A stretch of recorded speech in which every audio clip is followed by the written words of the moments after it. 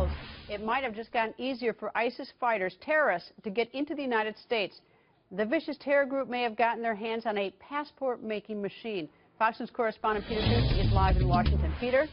Greta, the Islamic State is believed to be printing passports at 2 passport offices, and the passports don't say this person is a resident of the Islamic State. They say this person is from Syria, and we're told it's a near-perfect forgery. The militants have, according to a Homeland Security Investigations report, started using stolen equipment left behind by the Assad regime and some blank passport books to make fake IDs that are apparently only a few $100s each, according to journalists who had no problem purchasing them for themselves. And since ISIS has apparently been doing this for more than a year, the worry is that at any point over the last year plus, someone with a real-looking Syrian passport could have come into the United States without raising eyebrows.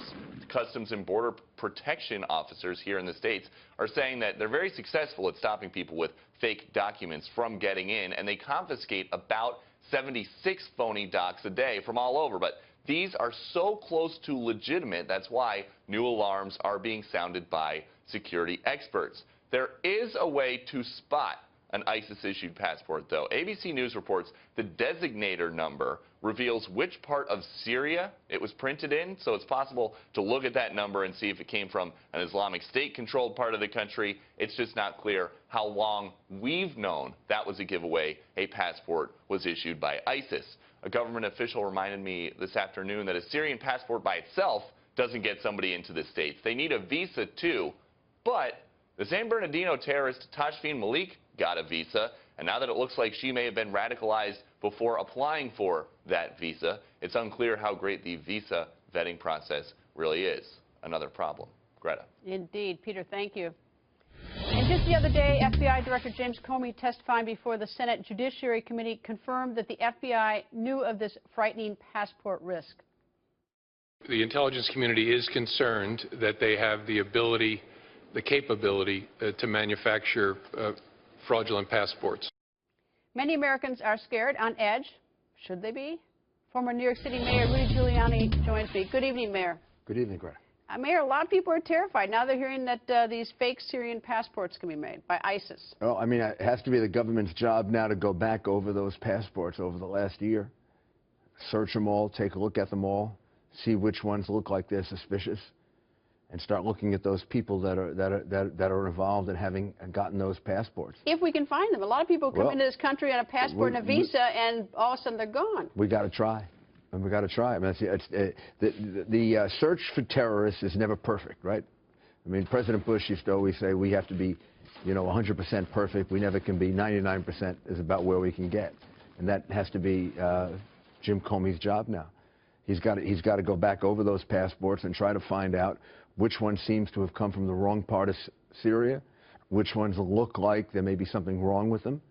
Maybe there are some things they're not revealing to us that will allow them to identify these fake passports. I feel, though, that the FBI Director, Jim Comey, has got a wonderful reputation. He's being sabotaged almost by the State Department. You take a look at that K-1 fiancé visa. It had a phony address on it. The consulate never even bothered to Google the address of it on this woman. I mean, like, how can Comey possibly do his job? He's being sabotaged by the State Department, not doing its job. He's got to try. Your analysis is absolutely correct. The support he's getting is pathetic. We've got a president who won't say Islamic terrorism. We've got a whole bunch of people that are frightened to come forward with information about Islamic terrorists because they're afraid they're going to be considered prejudiced. We may have been able to prevent that whole incident in San Bernardino if a couple of people had come forward and given information, but they were afraid that they'd be considered politically incorrect. I wrote an article in the Wall Street Journal about that today. I think that's a major, major and extremely dangerous thing the president is doing. It's sort of interesting in the passport. Regrettably, you don't need a passport to get in this country. You could sneak in. We all know that. But secondly is that the Internet doesn't need a passport. And so much communication, radicalization goes on across the Internet. And you don't need a passport or a visa for that one. Yeah, but here's the way you take away some of their appeal to all of these crazy people. You go defeat them. So after September 11, we expected a lot of attacks in America. But we put al-Qaeda on defense immediately. When you're on defense, when you're hiding in caves and mountains, you can't do phony passports. You can't do a lot of social networking. You can't do a lot of planning. You're fighting for your life. And the problem here is that the president pulled our troops out of Iraq. The president will not put our troops in Syria. These people should be put on defense. When you put them on defense, they cannot carry out the things they're trying to carry out in the United States because they're fighting for their lives. And President Obama has never understood that. He's never understood that. On the day of September 11, when I escaped the place we were trapped in with Bernie Kerik and my police officials, I said to Bernie, thank God George Bush is the president because he's going to put them on defense. And that's exactly what he did. Obama has switched it. They now have the time. They now have the room. They now have the ability to affect things. If we commit troops to taking out ISIS. Boots on the ground, you mean? You know, this idea of boots, why do we have an army? I mean, I lecture the SEALs and the Green Berets on a regular basis. You send the Marines, the Green Berets, and the SEALs in there, we'll take out ISIS in half the time that we took out Saddam Hussein. I hear from, we had a helicopter pilot on the other night, a woman, and she was talking about how, you know, how many members of the military who she knows are enormously frustrated. Oh, frustrated. It's beyond frustration. I can't repeat the language that they say to me. They understand exactly what to do. They know exactly how to do it.